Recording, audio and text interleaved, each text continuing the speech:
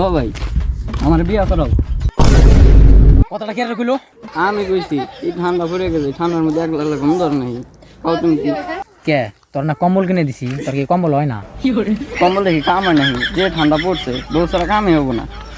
বাবা ইটিকা বললাম দুইটা আর কামাই জানোস না, মাথার বিজুলি জানাই কে তুই বিয়া বিয়া মারাইছিস তুই আর ছোট পুলাহান গাল বইরা বইরা শিকড় খাস, একটিয়া কামাই জানোস না, কিন্তু শিকড় কি আর টেহারাই তো তখন নাই।